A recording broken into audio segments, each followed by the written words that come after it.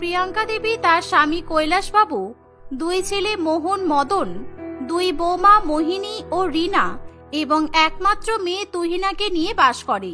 প্রিয়াঙ্কা দেবীর দুই ছেলে এবং স্বামী তিনজনেই রোজগারী ছিল। তারা তিনজনেই রোজগার করে বাড়িতে টাকা নিয়ে আসতো, আর সেই টাকাতেই তাদের সংসার চলে যেত। তাদের কোনো কিছুরই অভাব ছিল না। তাদের বাড়িতে মোট 5টা রুম ছিল, তবুও তাদের থাকার ক্ষেত্রে অসুবিধা হতো। একদিন, বড় বৌমা, ছোট বৌমা, তোমাদের দুজনকে বলছি, আর হ্যাঁ, তুহিনাকেও ডেকে নাও, ওর সঙ্গে আমার একটা কথা আছে। শাশুড়ি মায়ের কথা মতো বড় বৌমা গিয়ে তুহিনাকে ডেকে নিয়ে আসে। তারা তিনজন এক জায়গায় প্রিয়াঙ্কা দেবীর সামনে হাজির হয়। তখন প্রিয়াঙ্কা দেবী বলে, দেখো, আমি তোমাদের তিনজনকেই বলছি, আমাদের 5টা রুম অনেকদিন হলো পরিষ্কার করা হয়নি। অনেক মাকড়সা জাল হয়েছে, ওগুলোকে সব পরিষ্কার করতে হবে। তাই আমি ভাবলাম তোমরা তিনজনেই ওই কাজটা করবে। মা, তুমি আমাকে কাজ বলছো?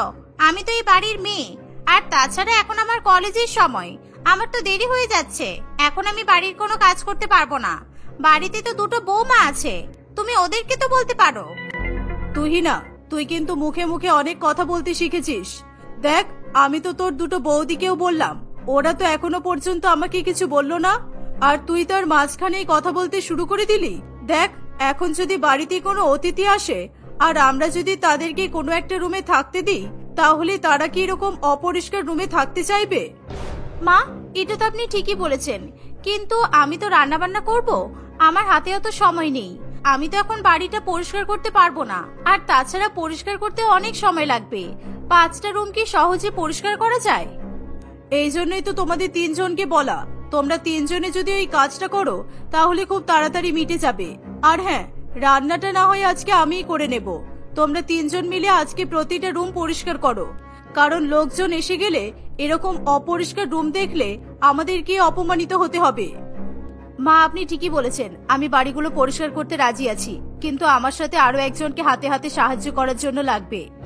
হ্যাঁ, সে তো আমি জানি, তাই জন্যই তো তোমাদের তিনজনকে বলেছি।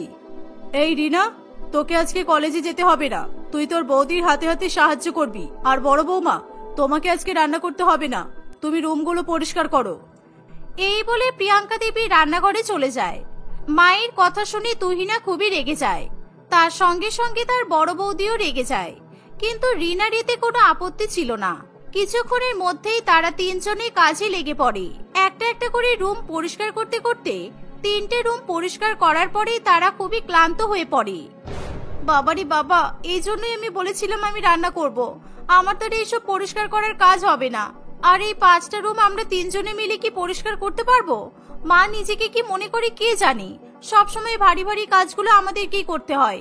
নিজে তো কিছু করে না, নিজে যদি করতো তাহলে ভালো করে কষ্টটা বুঝতে পারতো। বড় বৌদি, দেখো, আমাদের বাড়ি আমাদের রুম, তাই এগুলো পরিষ্কার করে রাখার দায়িত্ব কিন্তু আমাদের, মায়ের নয়। মা তো এখন বৃদ্ধ হয়ে গেছে, এখন কি আর এসব কাজ ওনাকে মানাবে? ছোট বৌদি, তুমি ঠিকই বলেছো, কিন্তু দেখো, বাড়িতে দুটো বৌমা থাকা সত্ত্বেও মা আমাকেও কাজ করতে বললো। আজকে আমার কলেজে যাওয়ার দিন, আমার বান্ধবীরা সবাই হয়তো এতক্ষণ আমাকে ফোন করে করে পাগল হয়ে যাচ্ছে। তুহিনা, মা তো তোমাকে খুব ভালো করে জানি, তুমি ফোন ছাড়া কখনোই কলেজে যাবে না, তাই মা চুপি চুপি তোমার ফোনটা নিয়ে নিয়েছে, আর তুমি এটা বুঝতেও পারোনি। সেটাই তো, কি জানি কতবার ফোন করলো, হয়তো এবার ওরা বাড়িতেই চলে আসবে। এই মাটাও না, সবসময় শুধু আমাকেই চোখে দেখতে পাই। এই বাড়ির মেয়ে হয়েও আমাকে কাজ করতে হচ্ছে। আমি তো ভেবেছিলাম দুটো বৌদি চলে আসলে মা আমাকে আর কোনো কাজই করতে বলবে না, কিন্তু এখন তো উল্টোটাই হচ্ছে। আচ্ছা তুহিনা, তুমি বারবার দুটো বৌদির নাম কেন বলো? দেখো, আমরা এই বাড়িতে কাজ করি ঠিকই, কিন্তু এতগুলো ঘর বাড়ি পরিষ্কার করা তো অসম্ভব, তাই না? আমাদেরও তো একটা শরীর আছে, আমরাও তো ক্লান্ত হতে পারি। দেখো বৌদি, এসব কথা আমাকে বলে কোনো লাভ নেই, কারণ মায়ের এই জেদের কাছে আমাকেও বারবার হার মানতে হয়। মা আমার ফোন কেড়ে নেয়, সেই জন্য এরকম পরিস্থিতির মুখে পড়তে হয় আমাকে বারবার। এতগুলো রুম পরিষ্কার করতে করতে আমিও হাঁপিয়ে গেলাম, আমারও আর ভালো লাগছে না। আচ্ছা, আমার মাথায় একটা আইডিয়া এসেছে, আমরা বাকি দুটো রুম কালকে পরিষ্কার করে দেব। চলো, মাকে গিয়ে এই কথাটা বলা যাক। কিন্তু বৌদি, তুমি যদি এই কথাটা মাকে গিয়ে বলো, তাহলে মা কি বলবে জানো? বলবে কোন কোন কাদের কাদের রুমগুলো পরিষ্কার হয়েছে, ও আমার রুমটা ছেড়ে তোমরা তোমাদের রুমগুলো পরিষ্কার করে নিয়েছো, এসব বলবে। তাও ঠিক, কিন্তু তাহলে আমরা বলবোটা কি? আচ্ছা, আমরা বলবো যে আমরা অনেক ক্লান্ত হয়ে গেছি আর সেই জন্য আমরা আর কাজ করতে পারছি না, আমরা বাকি কাজ কালকে করে দেব। এই বলে তারা সকলে মিলে প্রিয়াঙ্কা দেবীর কাছে যায়। মা দেখুন না, আজকে আমাদের অবস্থা কি হয়েছে। এই 5টা রুম পরিষ্কার করতে করতে আমাদের অবস্থা খারাপ হয়ে গেছে। আসলে পুরোপুরি ভাবে এখনো 5টা রুম পরিষ্কার করা হয়নি, মাত্র 3টেই হয়েছে, আরো 2টো রুম এখনো পড়ে আছে।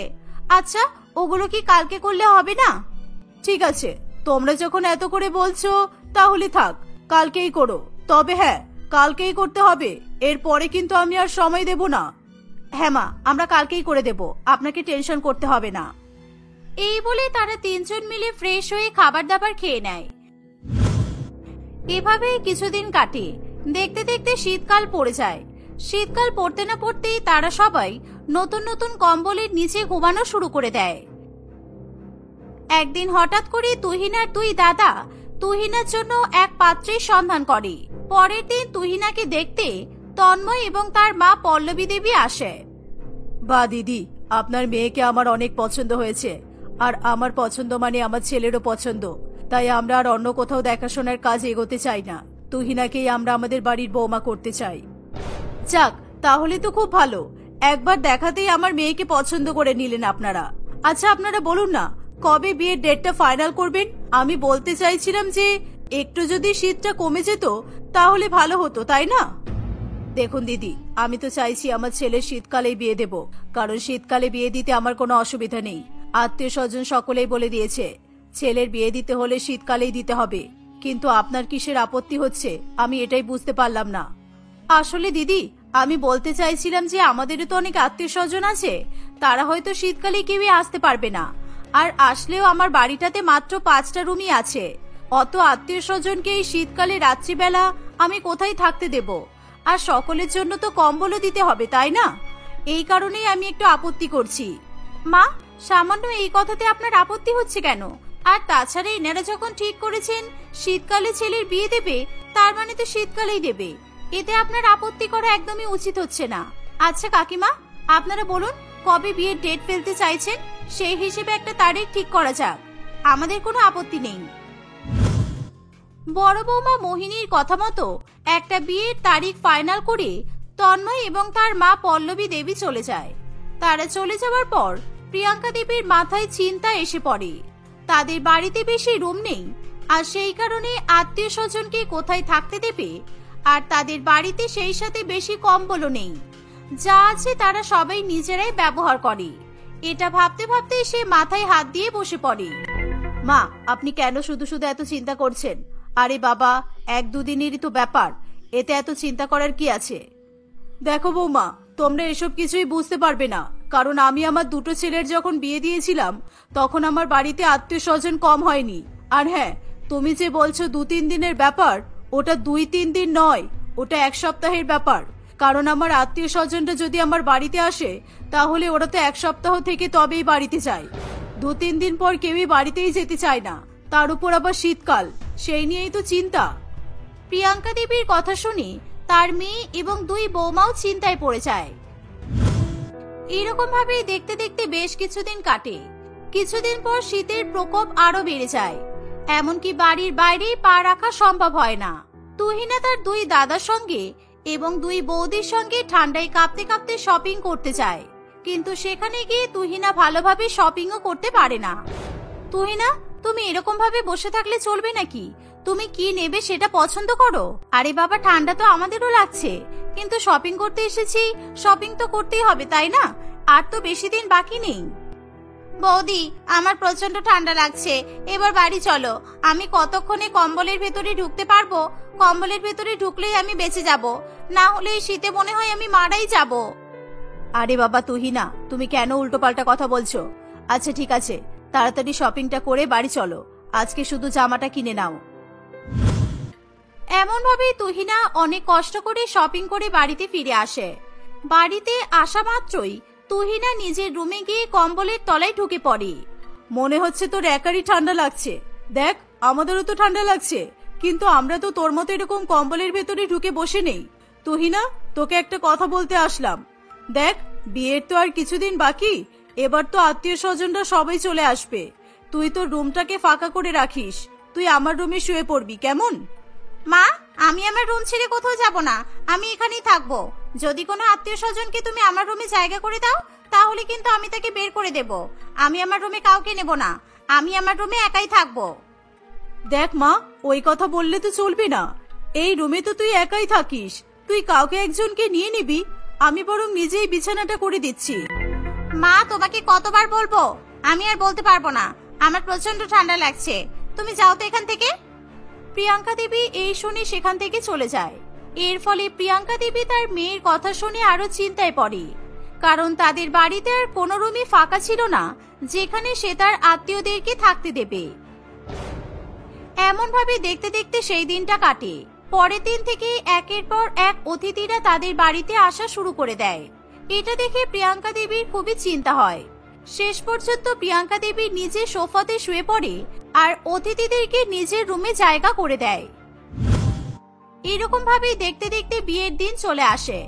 বিয়ে করে তুহিনা শ্বশুর বাড়িতে চলে যাওয়ার পর তুহিনার রুমটা পুরোপুরি ভাবে ফাঁকা হয়ে যায়। এর ফলে প্রিয়াঙ্কা দেবী কিছু অতিথিদেরকে তুহিনার রুমে থাকতে দেয়। যাক বাবা, এবার একটু নিশ্চিন্ত হলাম। এই অতিথিগুলোকে নিয়ে আমি অনেক চিন্তায় ছিলাম। যদি আমি এনাদেরকে ভালো করে খাওয়াতে না পারি, ভালো জায়গায় ঘুমাতে দিতে না পারি, তাহলে হয়তো এনারা আমার নামে বদনাম করবে, আর সেটা তো আমি কখনোই সহ্য করতে পারবো না। যাক, তুহিনা চলে গিয়ে ওর রুমটা অন্তত ফাঁকা হয়েছে। দেখলেন তো মা, আমি আপনাকে বললাম তো এসব নিয়ে চিন্তা করতে হবে না। আমি জানি এত আত্মীয় স্বজন অতিথিরা সকলে কি আর অপমান করবে? তারা তো সবই বুঝতে পারছে, এতজন মানুষজন, আর বিয়ে বাড়িতে তো একটু এরকম হবেই। এমন ভাবে তারা সকলে মিলে অতিথিদেরকে সঙ্গে নিয়ে বেশ কিছুদিন কাটিয়ে দেয়। সকল অতিথি এবং আত্মীয় স্বজন সকলেই বাড়িতে চলে গেলে তারা আবার আগের মতো হাসি খুশি বসবাস করতে থাকে।